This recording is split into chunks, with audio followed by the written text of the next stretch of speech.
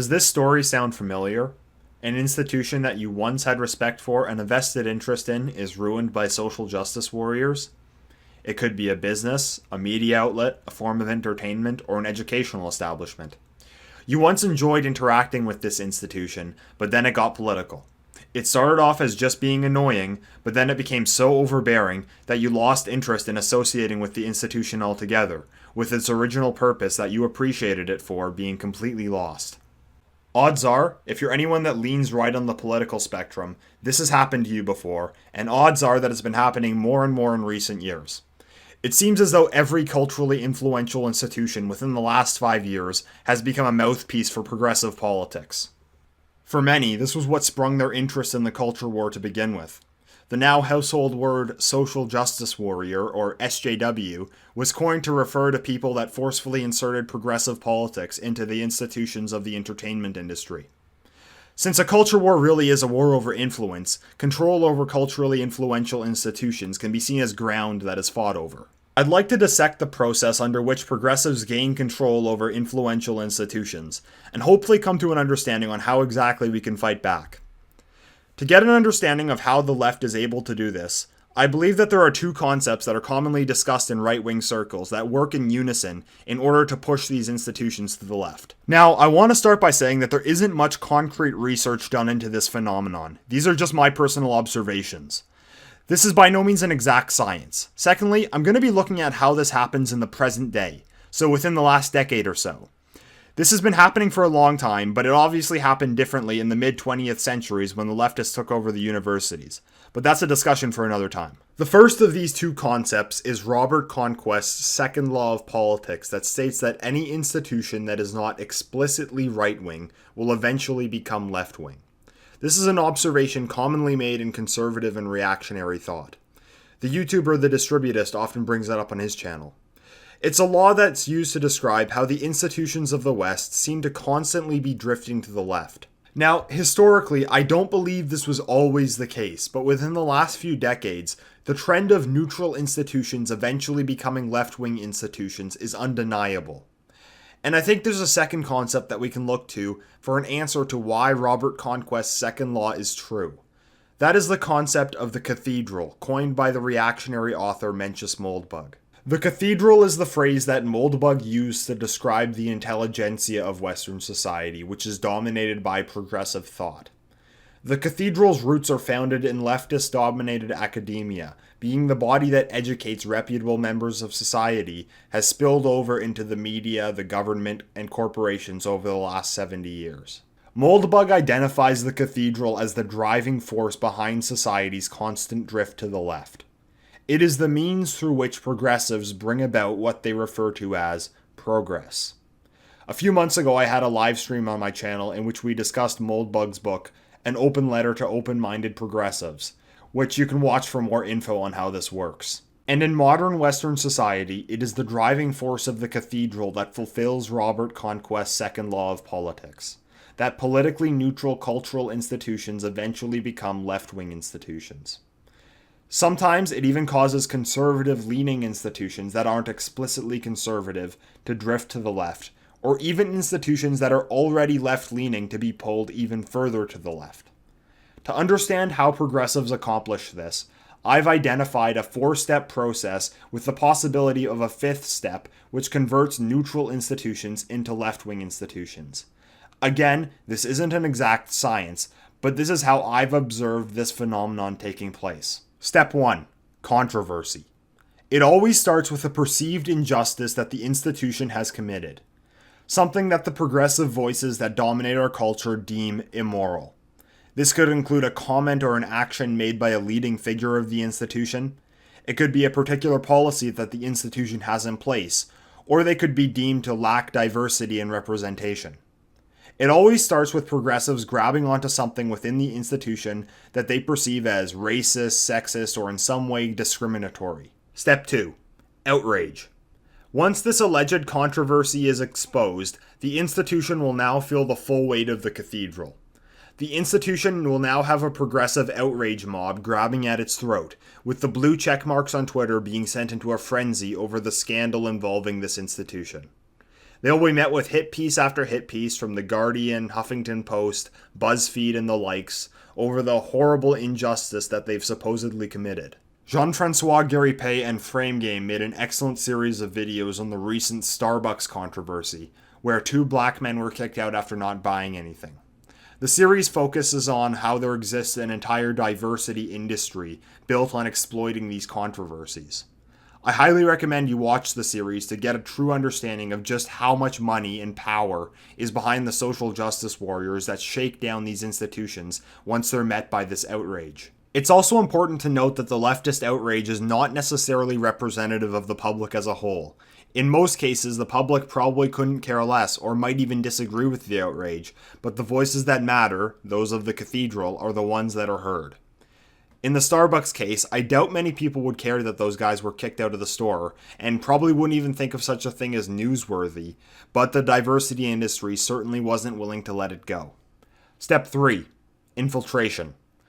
After a relentless barrage of screeching from the blue check marks, the media, and the diversity industry, the institution caves. They fear potentially losing reputation and, as a result, profit, and they give in to the pressure. In some cases, they risk being hit by a lawsuit from the diversity industry. In the Starbucks series by JF and FrameGame, you can see the insane amounts of money that these corporations risk losing if a civil rights lawsuit is brought against them. In that case, they are certain to give in to the pressure because they stand to lose millions if they don't give the diversity industry everything that it wants. So they give in and announce that they'll be taking steps to make the institution more culturally sensitive or more inclusive or more diverse or some bullshit like that. So what they do is they hire a bunch of cat ladies. They hire a diversity consulting agency which now has influence over their HR department, their public relations department, or some aspect of the institution. The institution has now been infiltrated by leftism. The venom has entered the bloodstream. It is now certain from this point that this once culturally neutral institution will become a progressive institution. Step 4. Conversion. Once they hire the cat ladies, the first thing they do is revise all the policies of the institution to address the shocking institutional racism that is supposedly present. No matter what the existing policies of the institution were, these diversity consulting agencies will always say that it needs to change in order to become more inclusive. Now the entire power dynamic shifts in the institution, which grants the SJWs they now employ enormous power. They most certainly will change the internal policies of the institution, most prominently in the HR department, and they will change the public image of the institution to one of social justice activism. The institution will now actively start supporting and promoting social justice causes in wider society. This is really where the diversity industry makes its gravy. In JF and FrameGame's Starbucks series, you can see just how much power these social justice activist organizations were able to assert over Starbucks. Once this happens, huge amounts of money, time, and effort will be redirected into the promotion of progressive politics. It is now under the control of the cathedral. This once neutral institution has become a left-wing institution. Robert Conquest's second law has been fulfilled. Now, I'll have to put an asterisk beside this final step. It might not happen, or it might happen only partially. Whether or not this step actually takes place could be relatively quick, or it could take a long time to come about. This one is a maybe. Step 5. Collapse. Now that the institution has been fully infiltrated by progressive ideologues, the institution will become almost entirely about promoting social justice, and less about what its entire purpose was originally.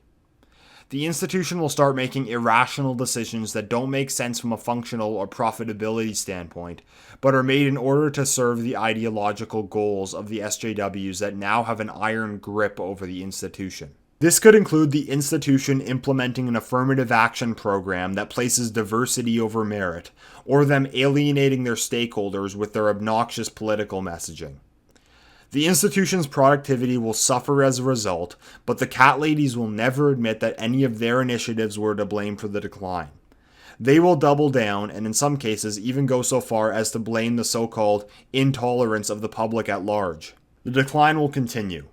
Either the institution will realize the mistake and fire the cat ladies, or they'll continue to operate at lower productivity due to the social justice activism that infects it. Sometimes this can even push the institution to the point of total collapse, where they're forced to shut down entirely, having completely lost track of the original purpose for its existence. So to summarize, the process through which leftists take over institutions includes 4 steps with the possibility of a 5th. Step 1. Controversy. Step 2. Outrage. Step 3. Infiltration. Step 4. Conversion. And possibly Step 5. Collapse.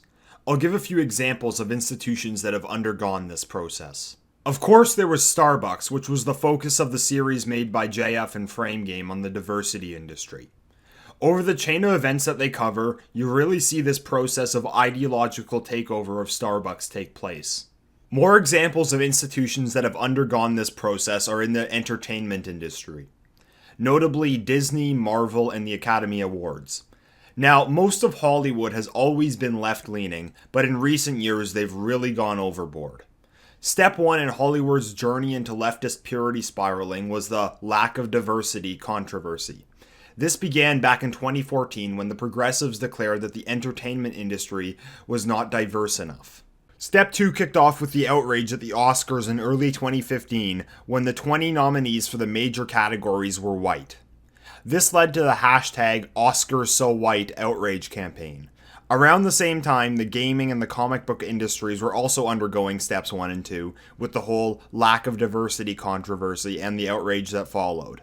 Step 3 came when these companies gave in to the pressure and announced that they would work towards improving diversity in their industry. They now allowed themselves to be infiltrated by progressive ideologues who gained enormous creative influence over casting and story writing. You can see Step 4 being brought about by their output.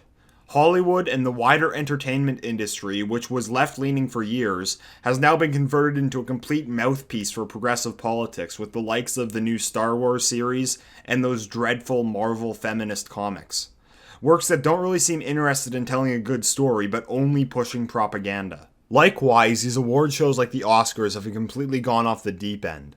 Obviously trying to compensate for the 2015 hashtag #OscarsSoWhite controversy, they're now giving away awards not based on talent but on fitting these diversity quotas, like the movie Moonlight winning Best Picture in 2016, or the movie Get Out winning Best Original Screenplay in 2017. Also, the award shows themselves have become a lot less about the actual damn movies and more about hating Donald Trump with one cringeworthy speech after another. Step 5 has certainly come about for these entertainment companies.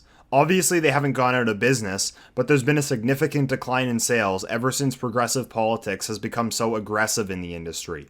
The SJW Marvel comics failed, and most of them have already been cancelled. The new Star Wars series, while still profitable, is making nowhere near the amount you'd expect from Star Wars, with the most recent film performing considerably bad. Not to mention the loss of sales in merchandise. And these Academy Award shows' viewership has plummeted, with the most recent one having the lowest ratings ever for an Oscars. And to further discredit themselves, Hollywood, who have spent the last 3 years forcing progressive politics down all our throats, were exposed in 2017 for the rampant sexual abuse in their industry. And they couldn't backtrack because they really had nowhere to go, so they just doubled down. But for any rational person, their credibility is completely gone. So within the last few years, we've seen more and more culturally influential institutions fall under the control of leftist ideologues. Starbucks and Hollywood being 2 major examples of this. And of course, they aren't the only ones. You see several churches undergo this process in which they lose any sense of orthodoxy and insert progressive politics into their teachings, which certainly causes them to lose attendees and sometimes even close down entirely. I'd say, though, the most tragic example of a culturally influential institution falling under the influence of social justice politics is the Boy Scouts of America. This story of ideological infiltration is a heartbreaking one in particular, because of what the Boy Scouts were to American culture. The Boy Scouts were a youth development organization for young men. Scouts would take part in outdoor activities such as hiking and camping, learn valuable life skills, and become leaders in their communities. A program to turn boys into men. But the Boy Scouts became something bigger than just a youth organization. For a century, the Boy Scouts were seen as a symbol of everything good and wholesome. They were the young men that were going to be the leaders of tomorrow. Just the kind of stock you'd want to inherit America. It even became a saying that you'd say of a well-mannered young man, he's a Boy Scout. It might have even been used sarcastically to describe someone who is perhaps too much of a kiss-ass. You might sarcastically call him a Boy Scout.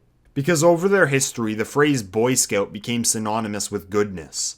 But unfortunately, the Boy Scouts would find themselves under the weight of the cathedral, and they too would fall to ideological subversion.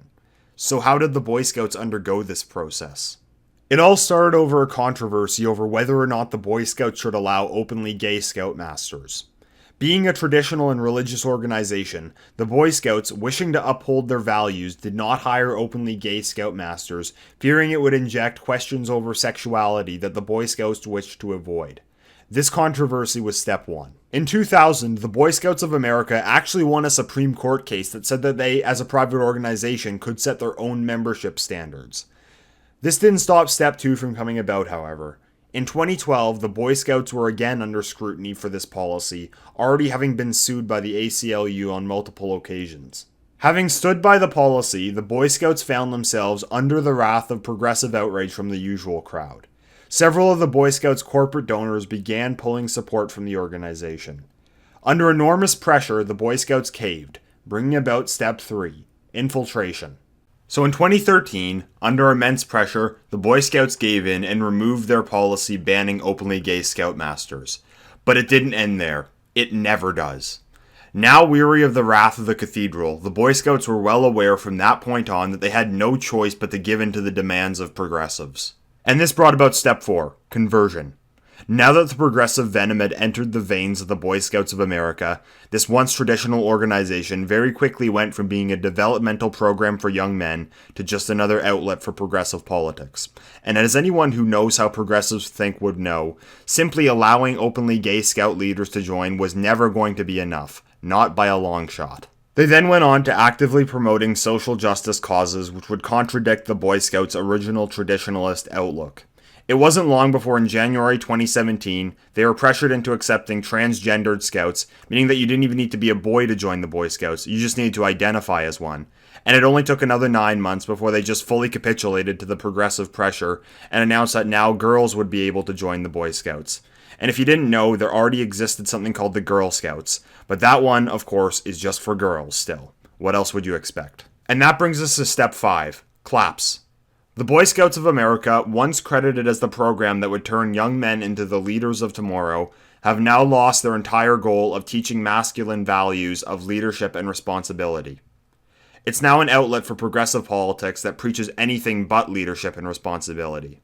This developmental program for young men has completely given in to the feminization of men in wider society. As you'd expect, for almost 2 decades now, their membership has been on a steady decline, and the infestation of leftist gender politics will undoubtedly accelerate their demise. And now with the acceptance of girls, they've dropped the word boy from their name, and are now referring to themselves as the Scouts BSA. The Boy Scouts of America are no more. So now that we understand how leftists take over institutions, the question is, what can we do about it? We can start by looking at the strategy that the right has been using against this process and why it's been ineffective. The right's strategy against leftist takeovers of institutions has been to launch a counteroffensive. When a culturally influential institution comes under pressure from progressives, conservatives come to the defense of the institution, showing support for its policies. A battle takes place between progressive and conservative forces during the outrage stage of the process. The two of them battle it out for influence over the institution. In the end, it's usually the left that ends up winning. They have more media outlets, more activists, and more blue check marks. If there's a potential for a discrimination lawsuit, the left will have the full force of the diversity industry behind it. Seldom is the right able to counter the full weight of the cathedral bearing down on an institution. And this strategy is only viable during step 2.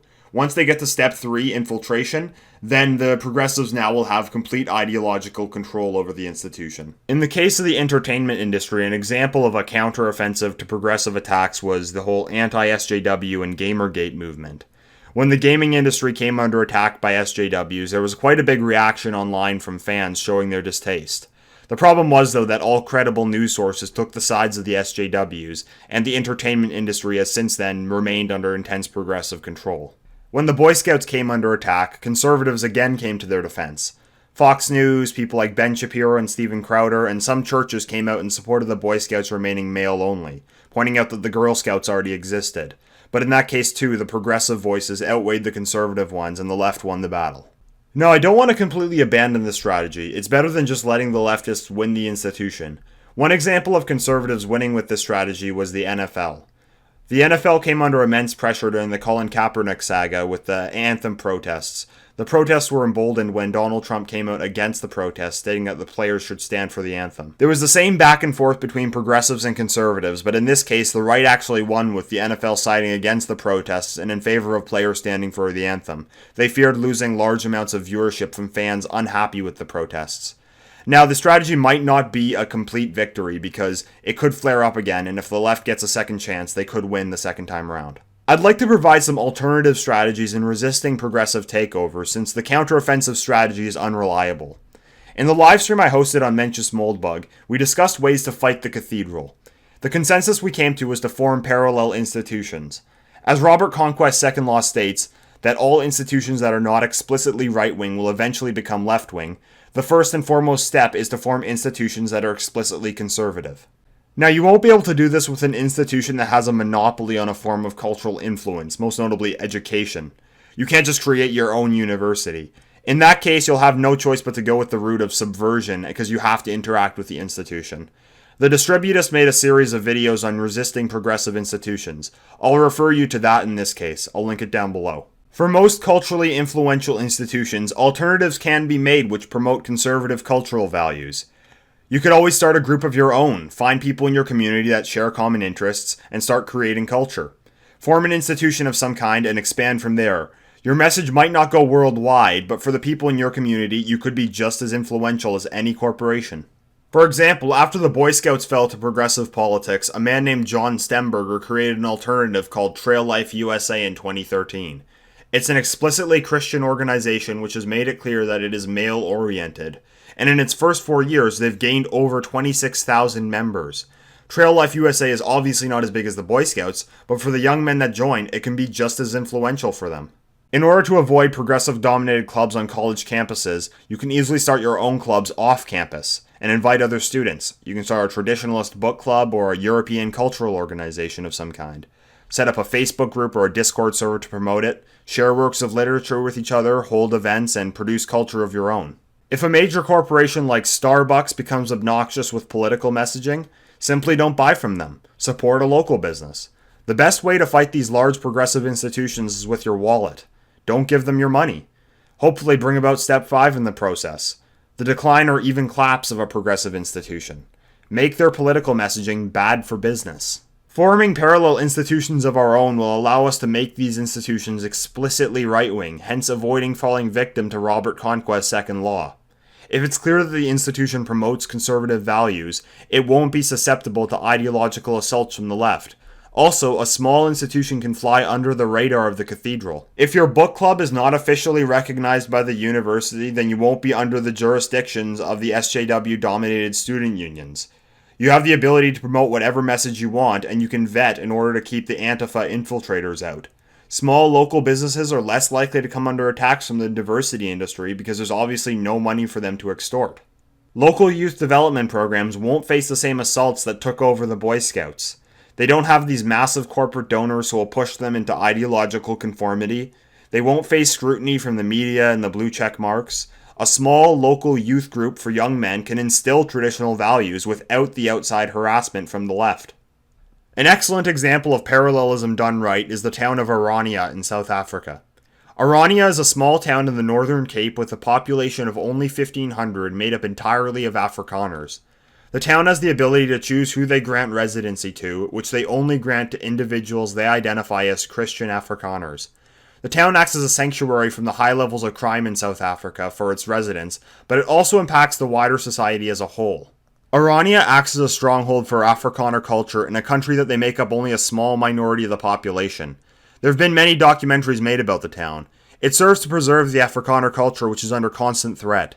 Many Afrikaners that I've spoken to have identified Orania as a blueprint for a solution to the dangers that they face in South Africa. It's a sanctuary for the few Afrikaners who live there, but also a beacon of hope for the ones that don't. Some might question whether or not you should make these partisan institutions to counter progressive ones. You might say that we should rely on the marketplace of ideas and that what I'm suggesting is similar to what the left does. It is similar to what the left does, but that's because it works. I'm not suggesting creating an echo chamber or blatant propaganda. There's plenty of room for debate, but there's nothing wrong with being partisan. I wish we didn't have to fight this ideological battle, but this really is how progressives push their cultural narrative. They use influential institutions, and if you allow them the chance, once you get big enough, they'll come in, take over, and shut out any right-wing voices. So you need a way of preventing them from doing so. A culture war is a game of influence, and institutions are the medium of influence. It's still worth fighting over the big ones, but we have to understand that we can't beat the cathedral at its own game. Robert Conquest's second law exists for a reason. So let's go around the cathedral. Form your own alternatives to progressive cultural institutions. Colonize the ones that are there for the taking. You can't be as big as the cathedral, but for those in your life, you can be just as influential. Start off small and grow from there. Take local action and use the internet to coordinate with others doing the same in their area. And hopefully from there, a new cultural message, one that celebrates European culture and heritage, can permeate society. If you enjoyed this video, please subscribe and follow me on Twitter. Link in the description. I've now set up a Bitchute channel and a Gab account. These will be my backup platforms, so subscribe to me there too. I'll link them down below, but YouTube and Twitter will remain my major platforms. Thank you for listening. Till next time, endeavor.